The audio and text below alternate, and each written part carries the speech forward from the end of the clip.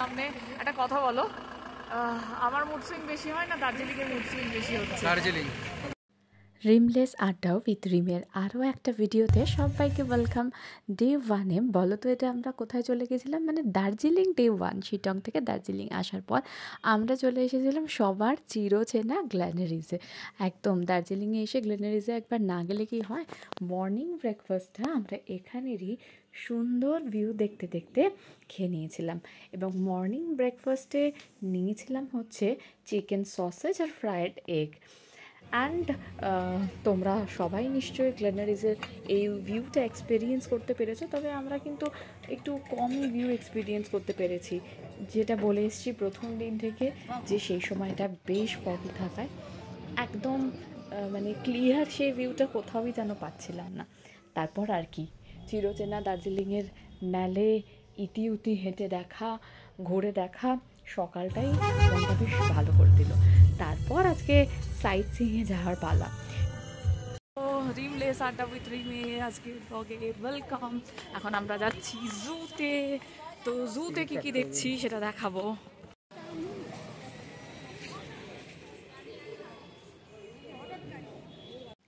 এই আমরা চলে এসেছি জুয়ের ভেতরে। হ্যাঁ, তো জুয়ের ভেতরে আমরা যে দিকটায় এখন হাঁটছি, এদিকটায় পরপর পরপর নানান প্রজাতির ডিয়ার আর হিমালয়ান তাহের ছিল। তো হিয়ার ইজ হিমালয়ান তার। Next we are hiding towards, দেখি কি আছে নেক্সট।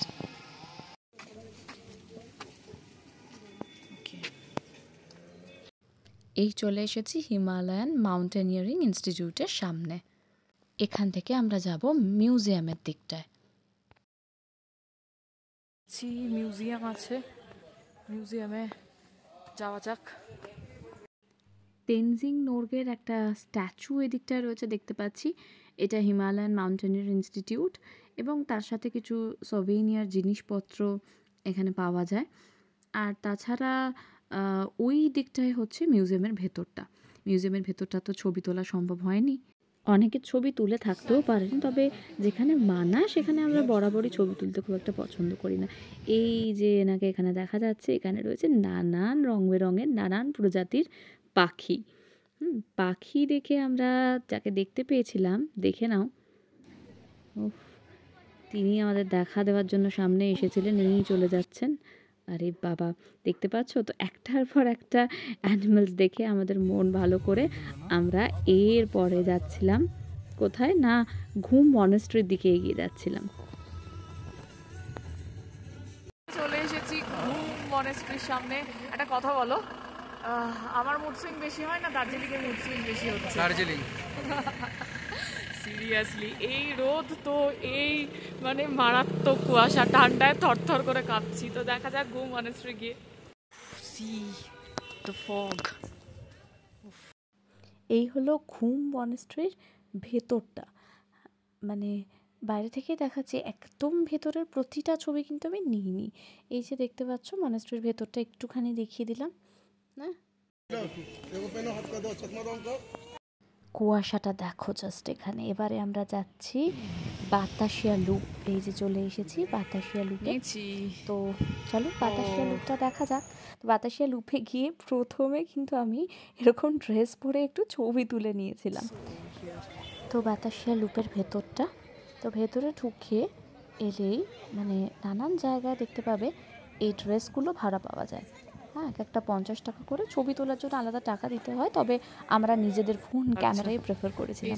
এই জায়গাটা দেখো, মানে একদম তোমরা যারা এসব রিল টিল বানাতে ভালোবাসো তাদের জন্য পারফেক্ট। তবে আমি ঠান্ডায় তবু ছিলাম খানিকটা। তো এই ভেতরটা, এবং এইভাবে কুয়াশা নেমে আসছিল হাতের সামনে, জাস্ট দেখো। আর সেরকম ঠান্ডা, এখানে একটু কেনাকাটিও করতে পারো তোমরা, অনেক মার্কেট দেখতে পাবে। তারপর আমাদের নেক্সট ডেস্টিনেশনে আমরা চলে এসেছি, জাপানিজ টেম্পল, তাই তো? তো দেখা যাক কেমন ভেতরটা। পিস প্যাগোডা অ্যান্ড জাপানিজ টেম্পলের দিকে আমরা এগিয়ে যাচ্ছিলাম ধীরে ধীরে।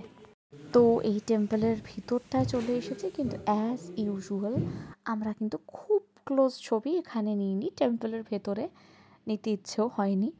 এবং এইটা হচ্ছে বাইরেটা। তো তারপর দেখো এখানে এন্টায়ার ভিউজটা একটুখানি দেখিয়ে দেবো। সত্যি মানে মন ভালো হয়ে গেছিলো, এবং প্রকৃতির কিছু জায়গায় এসে মনে হয় সব কি আর আমরা ছবিতে ধরে রাখতে পারি বা ভিডিওতে ধরে রাখতে পারি, কিছু কিছু হয়তো মনের মধ্যেই ধরা থেকে যায়। এবার পেট একেবারে চুই চুই করছিল, হোটেলের খাবারটা স্কিপ করে আমরা লাঞ্চটা বাইরেই করে নিয়েছিলাম। সেদিন কুঙ্গা বন্ধ পেয়ে সাংগ্রিলাতে আমরা লাঞ্চ সেরে তারপর সন্ধ্যাবেলায় ইতিউতি ঘুরে আর কিছু শপিং করে নিয়ে বৃষ্টি ভেজা দার্জিলিংয়ের রাস্তা দিয়ে ফিরে এসেছিলাম আমাদের হোটেলে।